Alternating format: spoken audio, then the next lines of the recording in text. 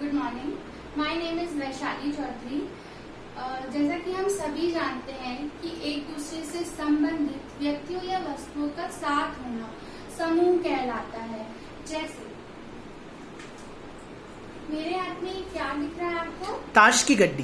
ताश की गड्डी, वेरी गुड। ये एक दूसरे के साथ है और ये सभी पत्ते एक दूसरे से संबंधित भी हैं, इसलिए हम इसे ताश के पत्तों का समूह कह सकते हैं। ये क्या दिख रहा है आपको? किताबें। Very good. ये किताबें हैं, साइंस और मैथ्स की किताबें हैं। ये एक दूसरे से साइंस और मैथ्स एक तरह से संबंधित भी होता है और ये पुस्तकें एक साथ में है, इसलिए हम इसे क्या कह सकते हैं? किताबों का समूह कह सकते हैं। जैसा कि हम सभी जानते हैं कि समूह, जैसे हमने बोला ये समूह है, वैसे ही मैथ्स की अपनी एक भाषा होती है। तो इस समूह को मैथ्स की भाषा में हम क्या कहते हैं विद्यार्थियों? इस समूह को हम समुच्चय कहते हैं। आज हम समुच्चय और उसके निरूपण की विधियों के बारे में अध्ययन करेंगे।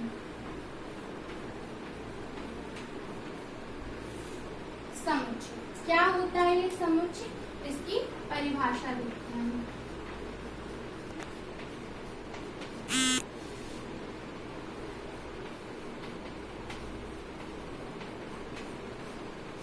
वस्तुओं के सुपरिभाषित समूह को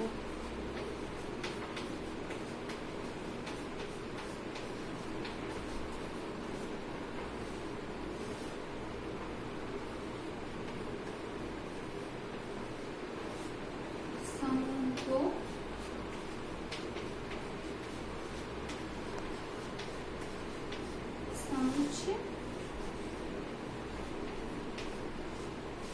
कहते हैं। देखिए, वस्तुओं के सुपरिभाषित समूह को हम क्या कहते हैं? समुच्चय कहते हैं। अब ये सुपरिभाषित समूह क्या होता है? अभी तो हमने कुछ समूहों को देखा, पर ये सुपरिभाषित समूह क्या होता है? इसे समझने के लिए हम कुछ उदाहरणों को, जो समूह के उदाहरण हैं, उन्हें देखते हैं और ये देखते हैं कि क्या वे समुच्चय हैं या नहीं है। पहला उदाहरण, भारत के 29 राज्यों के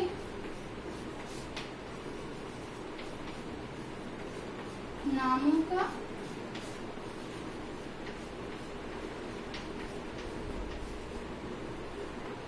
समूह। भारत के 29 राज्यों के नामों का समूह। अब देखिए, भारत के 29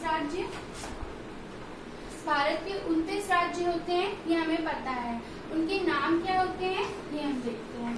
भारत के 29 राज्यों के नाम हैं। ये अलग अलग व्यक्तियों से पूछने पर यही क्वेश्चन, 29 राज्यों के नाम हमें यही प्राप्त होंगे, अलग अलग प्राप्त नहीं होंगे। मतलब ये नाम हमें हर कंडीशन में सेम ही प्राप्त होंगे। इसका मतलब ये क्या है? एक सुपरिभाषित समूह है, इसलिए हम इसे क्या कह सकते हैं? ये समुच्चय भी है। सेकंड उदाहरण देखते हैं। सेकंड उदाहरण है इंद्रधनुष।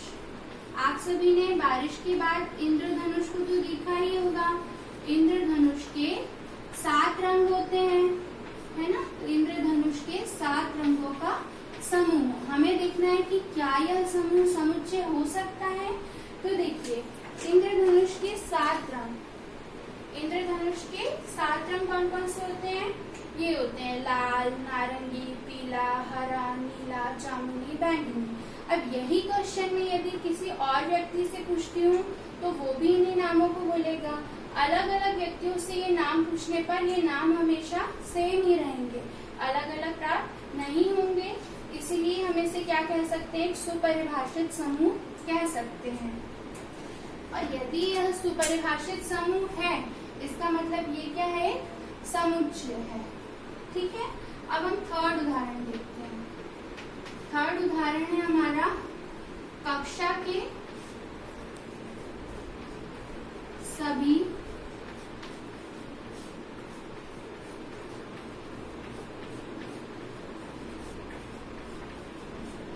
विद्यार्थियों का समूह, कक्षा के सभी विद्यार्थियों का समूह। अब देखिए हमें यहाँ पर ये भी नहीं बताया गया है कि कक्षा कौन सी है, सभी विद्यार्थियों का समूह बोला गया। विद्यार्थियों में बालक भी होते हैं और बालिकाएं भी होती हैं, पर यहाँ पे वो भी नहीं बताया गया है। इसका मतलब यह समूह परिभाषित नहीं है, सुपरिभाषित नहीं है, इसलिए ये क्या है, एक समुच्चय नहीं होगा।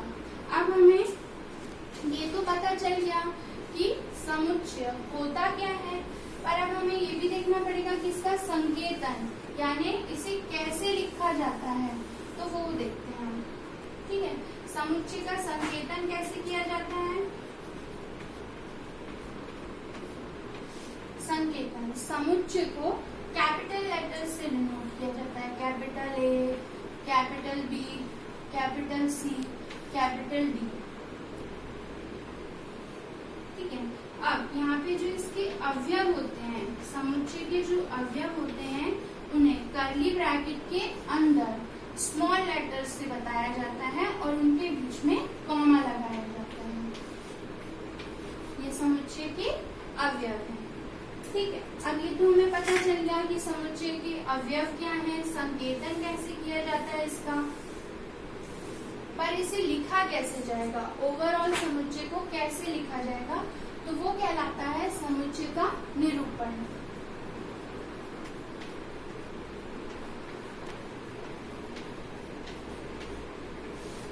समुच्चय का निरूपण दो तरह से किया जाता है। इसकी दो विधियां होती हैं। एक विधि होती है जिसे हम बोलते हैं रोस्टर रूल, और दूसरी विधि होती है उसे हम कहते हैं समुच्चय निर्माण रूल।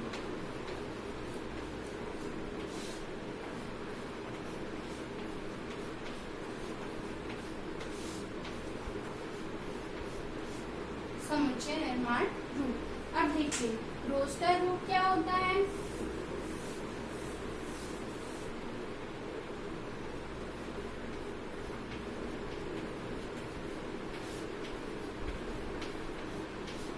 रोस्टर रूप वह ऐसा समुच्चय होता है जिसमें समुच्चय के सभी अवयवों को सारणीबद्ध किया जा सकता है या सूचीबद्ध किया जा सकता है। हम उसके सभी अवयवों को लिख सकते हैं, जैसे 1 से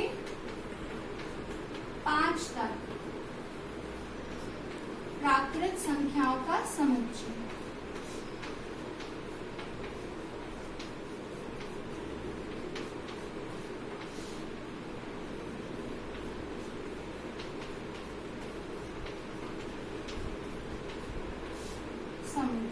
ठीक है, 1 से लेकर 5 तक की सभी प्राकृत संख्याओं का समुच्चय। तो हमने अभी पढ़ा कि हम समुच्चय का संकेतन कैसे करते हैं, कैपिटल लेटर्स में करते हैं, और रोस्टर रूप में इसके सभी अवयवों को लिखा जा सकता है। प्राकृत संख्याएं 1 से लेकर अनंत तक होती हैं, पर हमें यहाँ कंडीशन दी गई है कि 1 से लेकर 5 तक की संख्याएं ही लेनी है। तो हम इसके अवयवों में क्या लिखेंगे, 1, 2, 3, 4 एंड 5, ये सभी अवयव आएंगे। अब जैसे हमने यहाँ पे अवयव बता दिए, हमें बताना है कि जो 1 है ये समुच्चय n नेचुरल नंबर्स का नंबर है, अवयव है, तो हम क्या बताएंगे कि 1 इसे बोलते हैं बिलोंग्स टू, ये है n, ये रहता है बिलोंग्स टू का चिन्ह। अब जैसे यहाँ पर 5 तक की संख्याएं हैं, 6 होता है नेचुरल नंबर्स में, पर हमारे इस समुच्चय में 6 नहीं है, तो हम क्या लिख सकते हैं यहाँ पे कि 6 does not belongs to n, ये इसका अवयव नहीं है।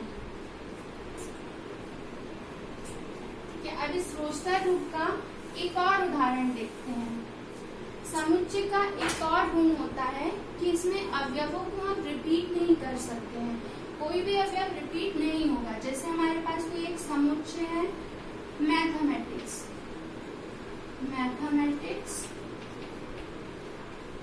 शब्द के, अब ये एक शब्द है मैथमेटिक्स, है ना, तो इसके अक्षरों का समूह है,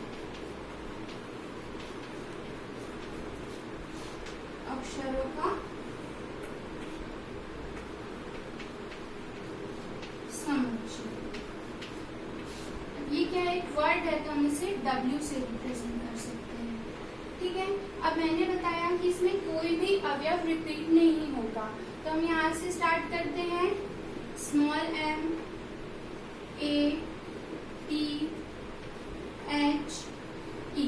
अब देखिए m दोबारा आ गया, पर हम m एक बार लिख चुके हैं, तो यहाँ पर अवयव रिपीट नहीं होंगे। m आ चुका है, a भी एक बार आ चुका है, t भी आ चुका है, तो इसे हम रिपीट नहीं करेंगे।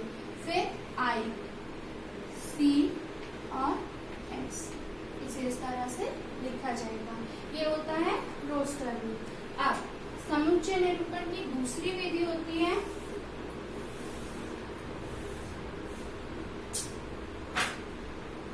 इसे हम बोलते हैं समुच्चय निर्माण रूल।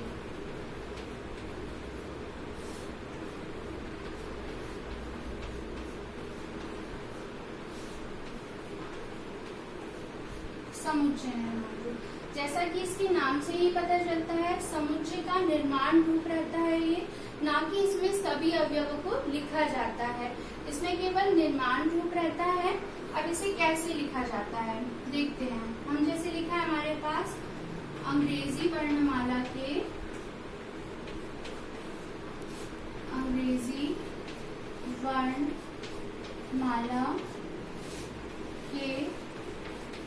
स्वरों यानी कि वॉवल्स का समुच्चय। हमें पता है अंग्रेजी वर्णमाला के स्वर क्या होते हैं, ए, ई, आई, ओ, यू। तो हम इसे ऐसे न लिखकर हमें इसे समुच्चय निर्माण रूप में बताना है, तो हम कैसे लिखेंगे, एक्स।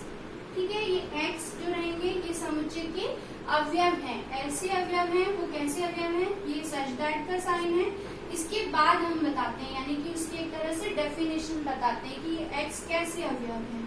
तो यहाँ पे रहेगा एक्स अंग्रेजी वर्णमाला के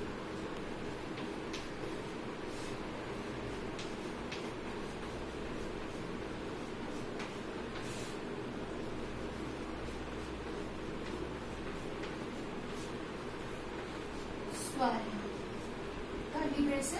है।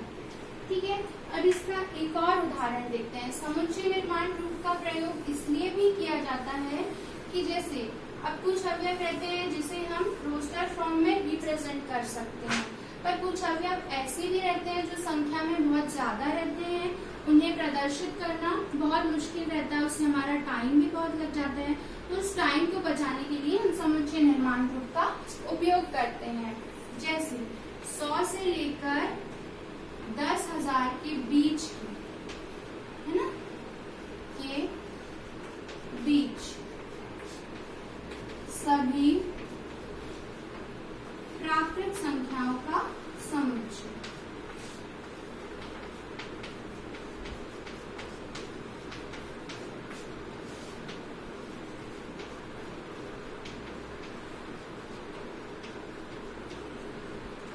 प्राकृत संख्याओं का समुच्चय। अब देखिए, हमें पता है कि प्राकृत संख्याएं 1 से लेकर अनंत तक होती हैं, तो इन्होंने हमें कंडीशन दी है 100 से लेकर 10,000 के बीच की सभी प्राकृत संख्याएं। तो वो नंबर्स में बहुत ज्यादा होंगी, जिसे रोस्टर फॉर्म में रिप्रेजेंट करने में बहुत अधिक टाइम लग सकता है। तो इसके लिए हम क्या करते हैं, समुच्चय निर्माण रूप का उपयोग करते हैं। कैसे लिखेंगे, नेचुरल नंबर्स हैं, एन से डिनोट करेंगे। कैसे लिखेंगे, अभी मैंने बताया था। इस समुच्चय में कैसे अवयव होंगे, एक्स टाइप के अवयव होंगे, सच दैट का साइन लगाएंगे। अब हम बताएंगे कि एक्स क्या है, प्राकृत संख्याएं हैं, तो हम बोलेंगे एक्स प्राकृत संख्या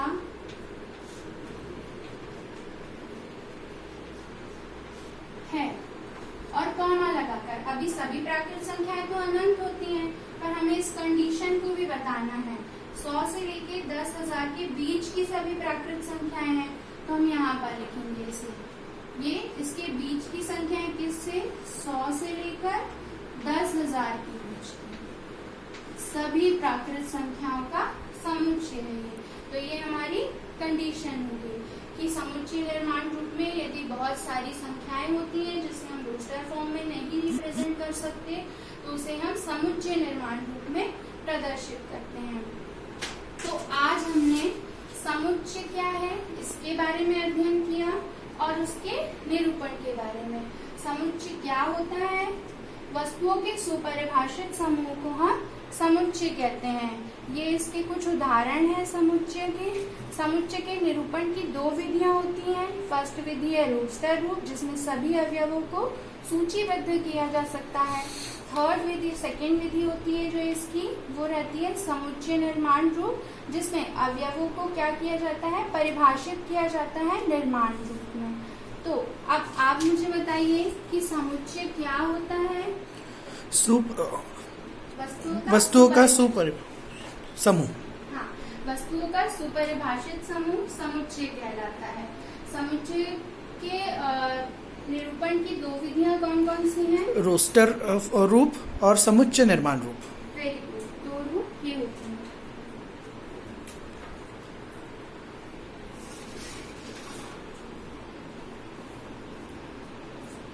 ये आपका कक्षा कार्य है, जिसमें आपको एक समुच्चय दिया गया है जिसके अवयव A है, उसके अवयव 1, 2, 3, 4, 5, 6 हैं। आपको यहाँ पर रिक्त स्थानों की पूर्ति करनी है कि वो जो अवयव दिए गए हैं वो समुच्चय A के अवयव हैं या नहीं।